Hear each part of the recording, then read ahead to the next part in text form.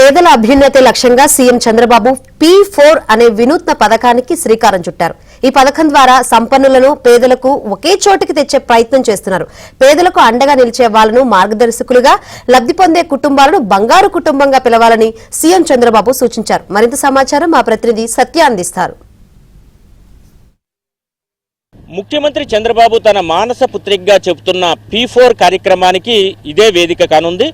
రాజధాని అమరావతిలో వెలగపూడి సమీపంలో సచివాలయం వెనుక భాగంలో ఈ కార్యక్రమాన్ని నిర్వహించబోతున్నారు. దీనికి సంబంధించి సుమారు 10,000 మందిని రాష్ట్ర వ్యాప్తంగా ఇక్కడికి రప్పించి వారందరికీ కూడా చేయూతనిచ్చే కార్యక్రమం అయితే చేపట్టబోతున్నారు.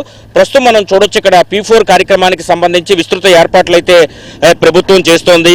ముఖ్యంగా సాయం అందించే చేతులకు P4 ఒక వేదిక అని చెబుతోంది. సంపన్నులు పేదలు ఒకే చోటకు చేర్చడమే లక్ష్యంగా ఈ P4 కార్యక్రమానికి ఒక పథకంగా ముందుకు తీసుకెళ్లాలని నిర్ణయించారు. ఎన్ఆర్ఐలతో పాటు స్వచ్ఛందంగా ఎవరైనా ముందుకు రావచ్చని కూడా ఇప్పటికే ప్రభుత్వం ప్రకటించింది. అండగా నిలిచే వారిని మార్గదర్శకులుగా, ఎవరైతే లబ్ధి పొందే కుటుంబాలు ఏవైతే ఉంటాయో వారిని బంగారు కుటుంబంగా ఇకపై పిలుస్తామని కూడా ప్రభుత్వం ప్రకటించింది.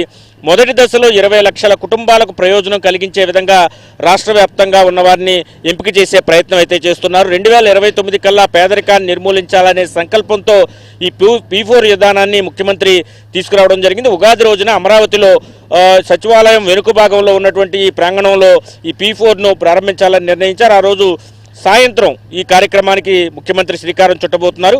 ఈ P4 విధానానికి ఇప్పటికే ముఖ్యమంత్రి పూర్తి స్థాయిలో ఒక రూపు తీసుకురావడం జరిగింది.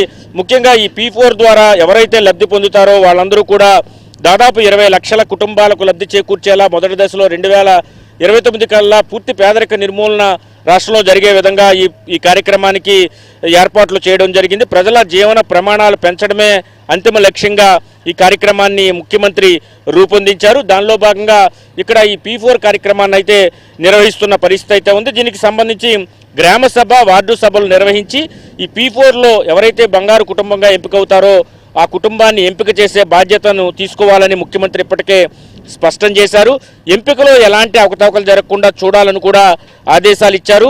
ఖచ్చితంగా ప్రజల్లో ఎలాంటి అనుమానాలకు కూడా అధికారులు తావివ్వకుండా అన్ని జాగ్రత్తలు తీసుకోవాలని చెప్పారు. బంగారు కుటుంబంగా ఎంపికైన కుటుంబానికి సంక్షేమ పథకాలు నిలిచిపోతాయి, ఇటువంటి అనుమానాలు ఉంటాయి కాబట్టి అనుమానాలన్నీ కూడా నివృత్తి చేయండి.